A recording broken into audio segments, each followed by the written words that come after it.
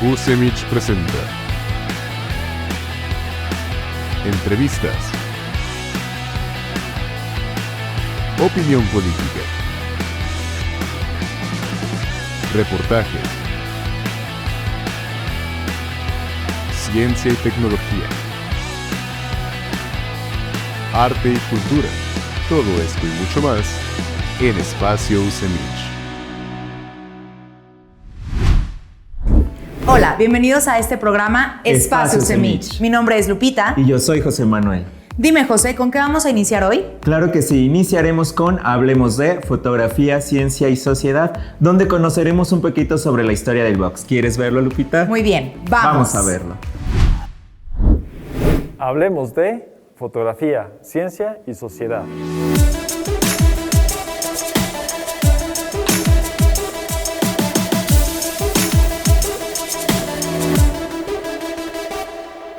Ipigmaquia. Los campeones no se hacen en el gimnasio, sino que son aquellos que tienen algo en su corazón. Puede ser una visión, un pensamiento o un deseo. Palabras de Mohamed Ali. Como pueden notar, en esta bella sección el día de hoy vamos a hablar acerca de uno de los deportes más fascinantes que ha tenido la humanidad. Si bien el deporte es una construcción sociocultural que involucra diferentes estructuras, sabemos también que este mismo se caracteriza porque tiene espectadores, practicantes y desde luego emociones. Acompáñame a descubrir un poquito de los orígenes del boxeo. Hablar de los orígenes del boxeo es algo que se remonta a muchísimos años de antigüedad. Incluso los historiadores todavía están en ese debate y discusión. Sin embargo, el consenso señala que alrededor del año 6000 a.C. en Etiopía, que es una parte en el noreste de África, en Etiopía surgió esta práctica, que en ese tiempo se hacía de manera rudimentaria. De allí migró el hábito o la práctica hacia el antiguo Egipto, posteriormente a Mesopotamia y terminó incluso en la India. Algo sorprendente de esto es que se traza como el origen del boxeo al continente africano. Por otra parte, ya en Occidente, específicamente en la antigua Grecia, para el año 688 a.C., el boxeo se incluyó como parte de los 23º Juegos Olímpicos de la Antigüedad. Sí, aquellos de los cuales tuvo ya un origen más reciente, las Olimpiadas. Pero lo interesante es que en ese tiempo no se le conocía como boxeo, sino como ipigmaquia, que quiere decir pelea con puños. Aquí lo interesante también es que estos peleadores antiguos de esta época de la historia entrenaban en sacos de arena llamados coricos y también utilizaban una especie de correas de cuero conocidas como imantes. Sin embargo, la historia se pone un poco más cruda porque posterior a la época griega, ya que ocurre la colonización romana, los romanos tenían unas variantes interesantes del deporte. De hecho, ellos le llamaban pugilatos a los combates entre peleadores de este tipo de actividad. Lo interesante es que en estos pugilatos los peleadores podían utilizar algo conocido como cestos. Los famosos cestos no eran otra cosa más que láminas de metal con dos estructuras y que podían utilizar libremente al momento de pelear. Los peleadores en ese tiempo, vale decir, solían tener barba y esta cuestión de los cestos le incrementaba más espectacularidad al deporte o al espectáculo. Se habla de que el boxeo es un deporte universal y ciertamente lo es, no solo por sus orígenes muy ancestrales, sino también porque esta práctica ocurrió en otras latitudes.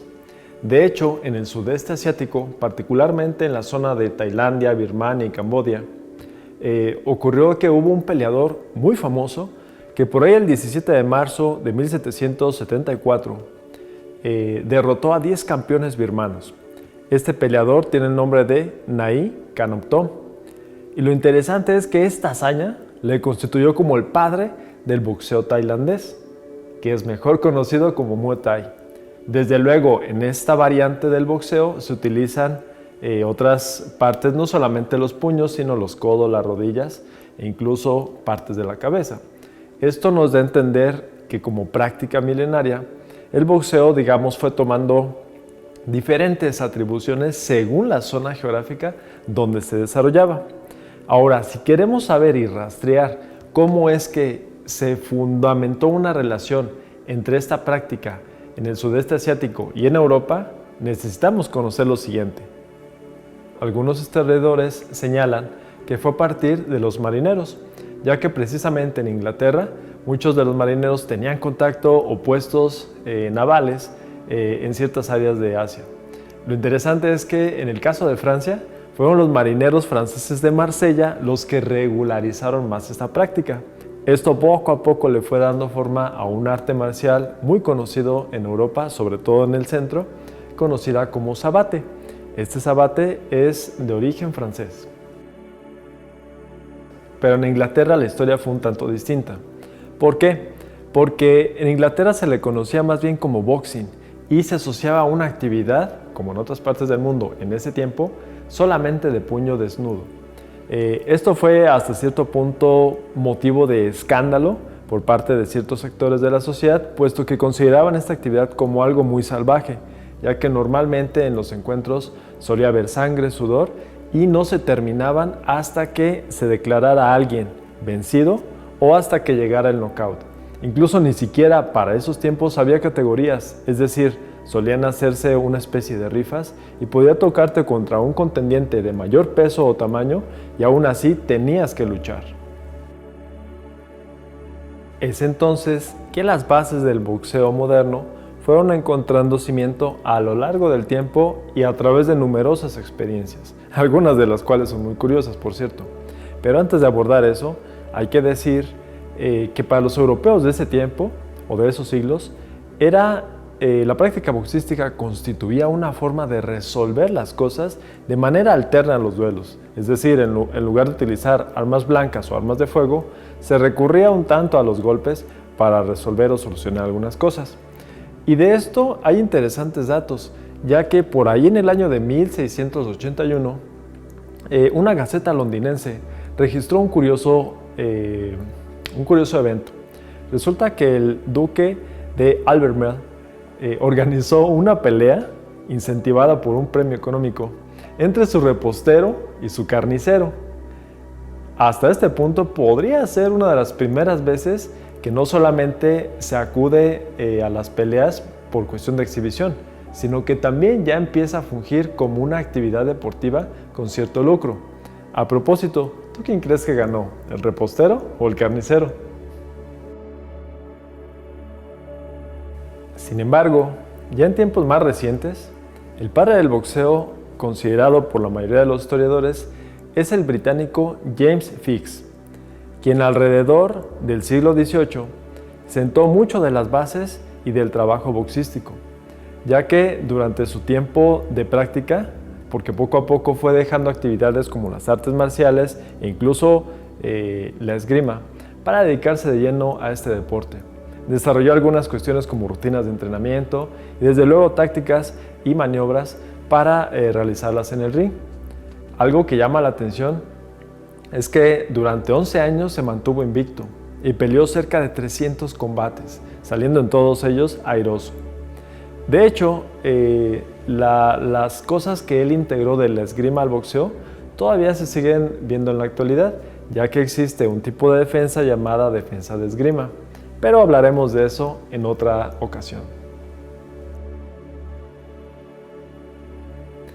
Si bien tanto Fix como Brockton son los pilares fundamentales del boxeo moderno, no fue hasta 1867 que el marqués de Kingsbury sentó lo que actualmente se consideran como las reglas de Kingsbury, en las cuales por primera vez en la historia se apela a una cuestión más deportiva, más de juego limpio. Ya hay una situación de cuidado del adversario, desde luego también de los competidores y del apoyo de entrenadores y de otras personas. Pero por primera vez en la historia se utilizan los guantes de boxeo. A propósito, estos son de 16 onzas, que usualmente se utilizan para las prácticas o para el sparring. Qué interesante es todo este mundo del boxeo. Y al respecto, ¿quién crees que ganó en aquel combate de 1681? ¿El repostero o el carnicero? ¿Adivinas? Ganó este último. Nos vemos en la próxima emisión. No le cambies. Sigue disfrutando de Espacio UCEMICH. Continuamos con más Espacio UCEMICH. Y regresamos de este corte. ¿Con qué continuamos, Lupita? Vamos a continuar con la cápsula de Story Makeup, en donde se va a hablar de la temática de hongos. ¿Quieres verlo? Vamos a verlo. Vamos.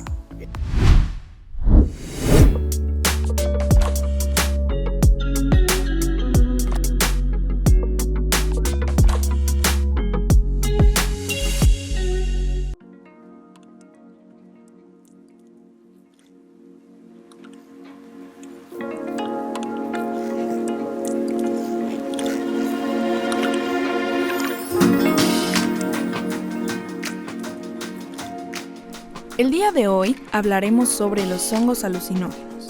Ellos, también conocidos como hongos psicodélicos o simplemente hongos mágicos, son una variedad de hongos que contienen sustancias psicoactivas que pueden producir efectos psicodélicos. Estos hongos se han utilizado con fines rituales y recreativos en diferentes culturas a lo largo de la historia.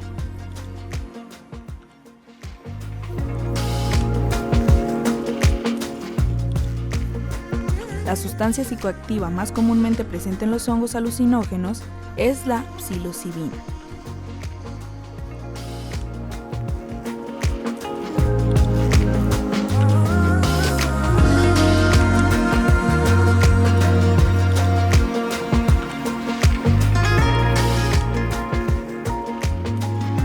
Una vez ingerida, la psilocibina se convierte en psilocina en el cuerpo, que es la sustancia responsable de los efectos psicodélicos.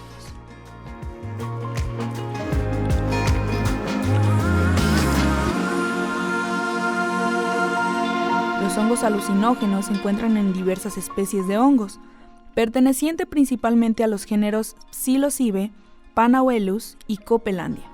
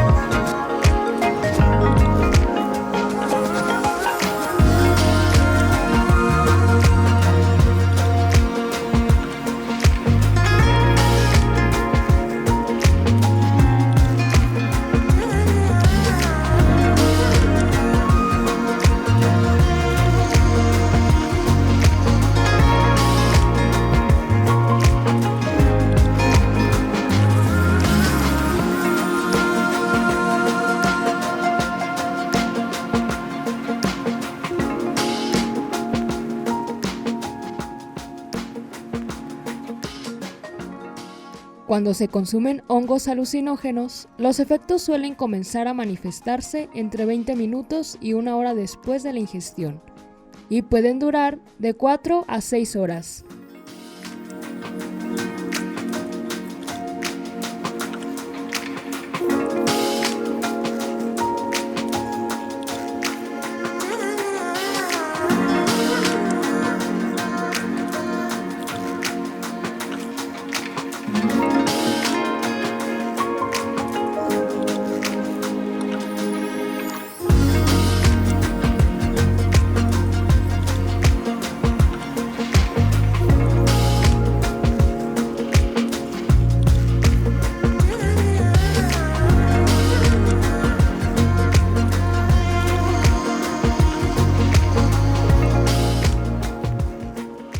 Los efectos varían de una persona a otra, pero generalmente incluyen alteraciones en la percepción, como colores y sonidos intensificados, distorsiones visuales y auditivas, cambios en la percepción del tiempo y el espacio.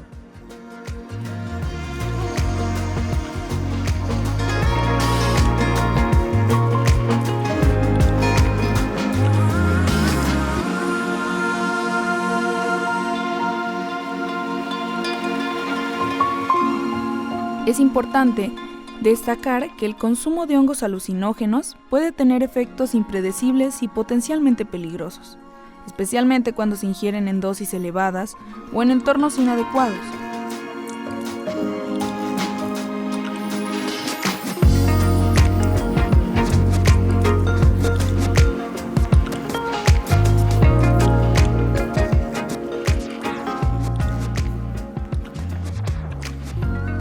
Pueden ocurrir experiencias desagradables, conocidas como malos viajes, que pueden incluir ansiedad, paranoia y confusión.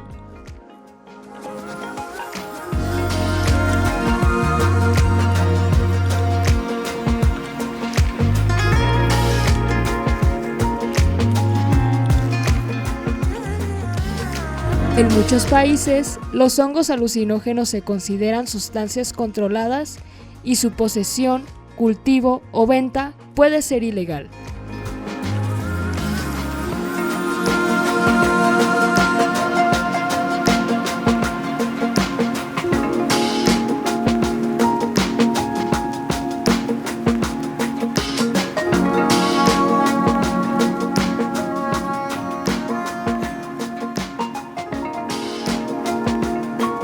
Por lo tanto, se recomienda encarecidamente tener precaución y consumirlo en entornos seguros y con compañía responsable.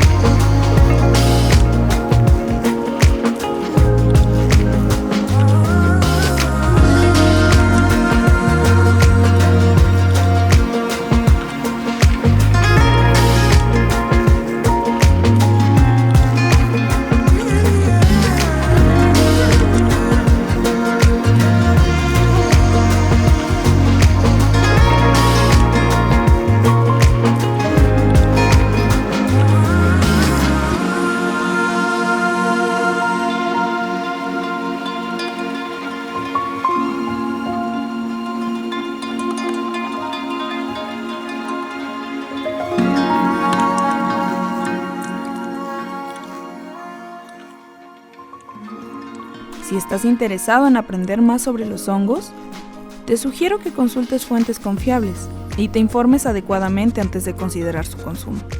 La seguridad y la responsabilidad son fundamentales al tratar con sustancias psicoactivas.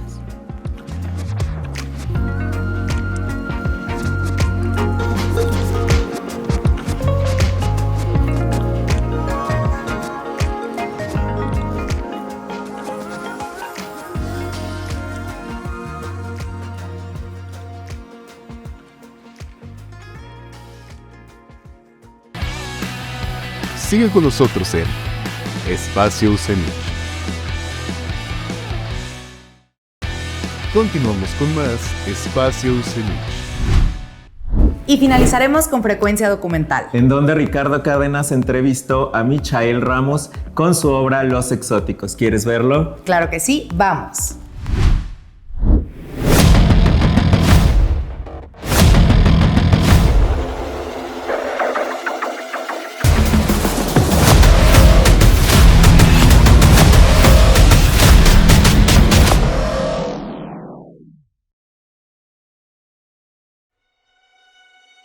Hola, ¿qué tal? Bienvenidos a Frecuencia Documental, espacio de la Universidad de la Ciénega en donde hablamos de cine de no ficción. El día de hoy tenemos como invitado a Michael Ramos, director del documental Los Exóticos de 2013. Vayamos a verlo.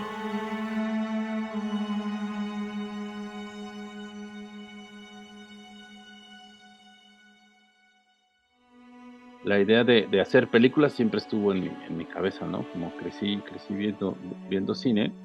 En algún momento me descubro el cine documental, ¿no? Seguramente debe haber sido documental de animales o de corte antropológico, porque pues es algo que sentí que estaba pues no tan inaccesible, ¿no? Como que de alguna manera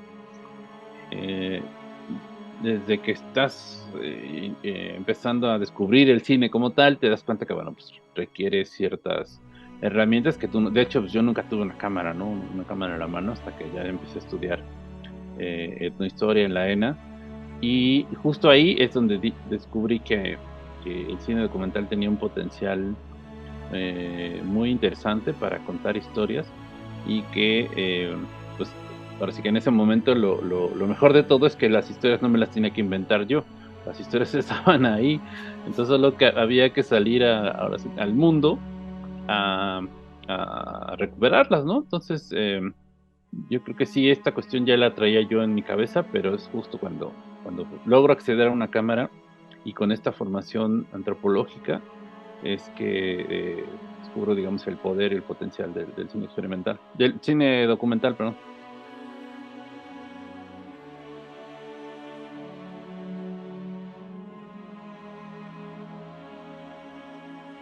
Los exóticos es el resultado, digamos, es aunque es más grande, es el hijo directo de un cortometraje documental que hice sobre Casandro el exótico. Ese documental es un ejercicio, bueno, el origen es un ejercicio para una clase de cine documental que tuve la suerte de tomar en la Universidad de California en Los Ángeles con Marina Goldovskaya, una documentalista muy, muy importante, recientemente fallecida. Pero bueno, tuve la suerte de colarme a esa clase y terminar, en lugar del ejercicio que era una simple entrevista, terminar con un documental que incluso ganó premios, ¿no? en su momento. Ese documental me abrió las puertas al mundo de la lucha libre tal cual, ¿no? Tal cual. Entonces, a través de Casandro, literalmente a través de Casandro el documental, mi trabajo, y a través de Casandro el luchador, es que conozco a otros luchadores exóticos y descubro que hay una cantidad increíble de historias que contar, y pues fue que dije, bueno, ok, ya tengo de alguna manera este caminito andado con este corto, me voy a lanzar a la aventura de hacer un largometraje para contar la historia de muchos más exóticos. Por supuesto que fue totalmente amateur, y amateur en el más digamos, cercano a lo que significa la palabra amateur, ¿no? De corazón, de todo corazón, con todo el amor, con las ganas de hacer algo, de contar una historia. Y también amateur porque, bueno, pues era yo y mi cámara, ¿no? En realidad no, pues yo no estudié cine, yo no tenía como colegas inmersos ni en el tema del documental ni en el tema del cine. De alguna manera, solo, ahora sí que mi única herramienta académica, por decirlo de algo, pues fueron las clases de Marina, las cosas que aprendí allá, pero básicamente fue hacia la aventura de tocar puertas, aunque ya tenía yo, digamos, medio abierta una gran puerta con el corto de Casandro, pero fue eso, aventarme a la aventura. No te puedo decir que hice un guión, ni una preproducción, ni nada de esas cosas que ya después aprendí que se tienen que hacer. Nunca tuve una escaleta, toda la película siempre estuvo en mi cabeza y se fue construyendo a lo largo del camino, ¿no? También ahí sí fue totalmente a ver qué pasa hoy. El proceso de hacerlo me dejó muchas satisfacciones, conocí gente muy valiosa, conocí gente muy interesante que incluso ameritaría hacerle su propio documental, ¿no? Luchadores. De hecho, a través de eso inicié otro proyecto que se quedó ahí en el tintero para hablar de más personas que no necesariamente son luchadores y que están involucrados en la lucha libre, porque es una cosa verdaderamente maravillosa. Me adentré, o sea, sí, literalmente me dejaron entrar, fueron muy generosos con dejarme entrar a pues lo más cercano al corazón de la lucha libre mexicana, lo más cercano que se podía, y eso es una cosa maravillosa, ¿no? O sea, como aficionado a la lucha libre, de repente, pues, estar cerca de tus ídolos, estar cerca de gente que admiraste, estar cerca de gente que hizo historia en la lucha libre, y poder platicar con ellos, poderles preguntar cosas en la cámara. Esto es una experiencia interesantísima. Bueno, hemos llegado al final del programa. No olviden seguirnos en todas nuestras redes sociales que estarán apareciendo aquí abajo. Y no olviden sintonizarnos la próxima semana a la misma hora y por el mismo canal. Mi nombre es José Manuel y aparezco en Instagram como José Javach. Y mi nombre es Lupita y me encuentran en Instagram como @LupitaGmontes. Y esto fue Espacio Semich. ¡Es mi cabello! Todo bien. ¿Se quebró, no, verdad? Mi nombre es Lupita. Y yo soy José Manuel. ¿Qué sigue? ¿En dónde Ricardo Cárdenas entrevistó a Michael? ¿En dónde Ricardo Cárdenas entrevistó? ¿Dónde Ricardo Cárdenas entrevistó? Tengo la E. Es que En todas nuestras redes sociales que van a aparecer aquí abajo.